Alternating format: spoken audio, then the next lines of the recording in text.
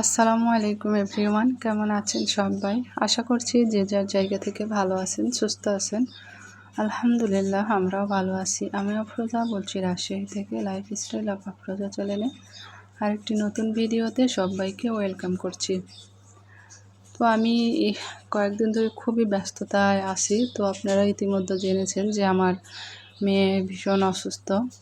তো তাকে নিয়ে একটা মিনিট আমি বাসায় সময় দিতে পারিনি। একবার বাসায় আসছি, আবার হসপিটাল যাচ্ছি, এরকম একটা অবস্থানের মধ্যে দিয়ে যাচ্ছিলাম। আর ঈদের পরের দিন থেকে প্রচুর ব্যস্ততায় আছি। তো আমি ঠিক করে ভিডিও দিতে পারিনি, কারো ভিডিও দেখতেও পারিনি। তো সবাই একটু ক্ষমাসুন্দর দৃষ্টিতে দেখবেন। আর আমি অনেক আপুদের ভিডিও দেখিনি, আমি দেখে দেব। তো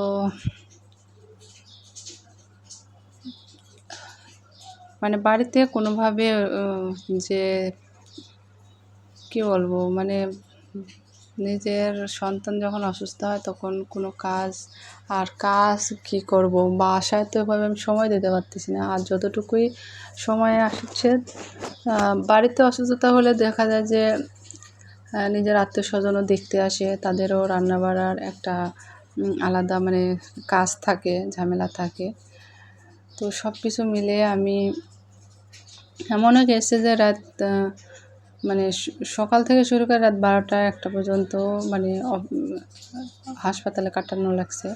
আবার দেখা যাচ্ছে যে রাত 12টার দিকে আবার ভর্তি হতে হয়েছে এমার্জেন্সিতে, এরকম। তো যাই হোক, আমি তো একটু ছোট করে আজকেও একটা ছোট করে ভিডিও শেয়ার করতেছি। তবে যদি আমার মেয়েটা সুস্থ হয়ে যায়, আপনারা সবাই দোয়া করবেন। যদি সুস্থতা হয়ে যায় তাহলে আমি নিয়মিত আবারও ভিডিও দিতে পারবো। তো যাই হোক, এদিকে হচ্ছে বাড়িতে অনেক মেহমান আছে, আর আমি একটু রান্নাবান্না করব। তারপরে এখন মেয়েকে নিয়ে বাড়িতেই আছি। তো আমার শাশুড়িরা এসেছে, সবাই আছে বাসায়। তো এদিকে হচ্ছে আমি বাজারে গেছিলাম, বাজার থেকে এসে দেখছিলাম যে মেয়ে হচ্ছে ওষুধ ঠিকঠাক খেয়েছে কিনা। আমি আসলে ওষুধটা ওকে আমি নিজেই দিই। তো ওই যে বললাম বাড়িতে মেহমান আছে, যার জন্য রান্নাবান্নারও একটা ঝামেলা, আবার বাজারেও যেতে হয়েছে। তো সব কিছু মিলিয়ে আমি ওষুধটা দিতে পারি না। তো এসে দেখছি বিছানাটাও একদম এলোমেলো, মানে জড়িয়ে হয়ে আছে আর কি। আমি টান করে রেখে গেছিলাম, তো তাড়াতাড়ি করে এসে বিছানাটা গুছিয়ে নিলাম। টান করে নিচ্ছিলাম, চাদরটা ঘুষি লেগে গেছিলো। তো আজকে হচ্ছে দুপুরে আমি রান্না করব ডুমুর দিয়ে চিংড়ি মাছ ভাজি। তো আমি রান্নাবান্না একদম গুছিয়ে নিয়েছি, আর কাজ অলরেডি করতেছি। তারপরে এদিকেও আবার ঘরেও আসছি যে দেখি বিছানাপত্র ঠিক আছে কিনা, বা ঘরে কোনো কাজ আছে কিনা। তো রান্না করতে করতে যদি একটু সময় পাই তো আমি এগুলো কাজগুলো করে নিই। তো এদিকে আমি অফ ক্যামেরা চিংড়ি মাছ কিন্তু ভেজে নিয়েছি। আর আজকে চিংড়িগুলো অত বেশি বড় না, মানে মাঝারি টাইপের। আর আমার এই টাইপেরগুলোই খেতে বেশি ভালো লাগে। ছোটোগুলো আরও বেশি ভালো লাগে, কিন্তু ছোটোগুলো আসলে কিনে একা মানুষ আমার ওই কুটে আসলে ইয়ে করা সম্ভব না। তো আমি এরকম মাঝারি টাইপের কিনি। আর এদিকে আমি ডুমুর কিনে এনেছিলাম, আর ডুমুরটা আমার শাশুড়ি কেটে দিয়েছে। আর এদিকে আমি ভাপ দিয়ে নিয়েছি, এখন আমি রান্নাটা করব।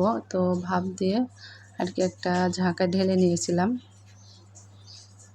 আর ডুমুরগুলো অনেক কচি ছিল আর বড় বড় ছিল। তো এর জন্য আমি বাজারে মানে ঢুকতে ডুমুরগুলো পাই।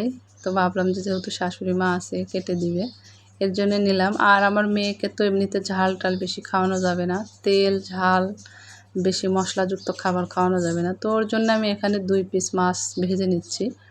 তো এই মাছটা ওকে আমি একদম ঝাল না দিয়ে রান্না করে দেব। আর এদিকে আমি পটল আলু শাশুড়ি কেটে দিয়েছে, তো ধুয়ে আমি ভেজে নিচ্ছিলাম। তো কিছুটা পটল আলু দিয়ে মেয়েকে আঝালি করে রান্না করে দেব, মানে ঝাল ছাড়া। আর বাকিটা হচ্ছে আমাদের সবার জন্য আর কি চিংড়ি মাছ দিয়ে রান্না করব। তো অন্য মাছটা আমার শাশুড়ি খুব একটা খায় না, চিংড়ি মাছটা ভালো খায়, এর জন্য আমি 2টাই চিংড়ি মাছ দিয়ে রান্না করব। তো সবাই দোয়া করবেন। তো আপাতত এখন হচ্ছে যে মেয়ে অনেকটা ভালো আছে। আসলে ওর সব রিপোর্টে শুধু গ্যাস, অতিরিক্ত গ্যাস। গ্যাসই ধরা পড়েছে, আর শরীরে রক্তর পয়েন্ট কম, মানে রক্ত কম আর কি। তো এর জন্যই বারবারই হচ্ছে গ্যাস ফর্ম করেছে। আর তাছাড়া একটু অন্য মানে ঈদের পরপরই তো যেহেতু 1 মাস রোজা করেছে, আর এদিকে গিয়ে আবার হচ্ছে বাড়িতে ধকল করে গিয়েছি, আবার একটু গরুর মাংস এটা ওটা খেয়েছে। তো যাই হোক, যে কারণে হোক হয়েছিল। তো যাই হোক, আপনারা সবাই দোয়া করবেন। আসলে অসুস্থতা কি বলবো, এখন এই ঠান্ডা এই গরম সব কিছু মিলেই কিন্তু প্রায় মানুষই অসুস্থ। তা আমিও যে খুব একটা পুরোপুরি সুস্থ আছি এমনও না, কিন্তু আমাকে তো সুস্থ থাকতেই হবে। যাই হোক, এদিকে তো আমি চিংড়ি মাছ দিয়ে ডুমুরটা ভাজি করে নিচ্ছিলাম। আর এই চিংড়ি মাছ দিয়ে ডুমুর ভাজিটা খেতে অসম্ভব মজার হয়েছিল, আর আমার শাশুড়িও অনেক বেশি পছন্দ করেছে। আমার শাশুড়ি আবার জাতা মাছ খেতে চায় না, আবার এই যে ব্রয়লারের এসব মুরগি মানে আর কি, যে এখন তো সবই হচ্ছে ফিট খাওয়া, এগুলো আসলে খেতে চায় না খুব একটা, মানে খুব বেছে বেছে খায়। তো এই তো আমার ডুমুর ভাজিটা হয়ে গেছে। এখন আমি পটল আলু দিয়ে চিংড়ি মাছ রান্না করে নেব।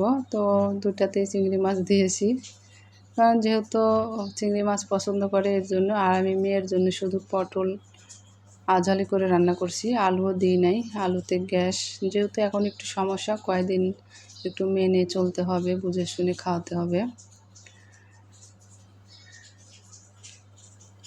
ঝাল খাবারটা ওকে দেওয়া যাবে না, বেশি তেলও দেওয়া যাবে না।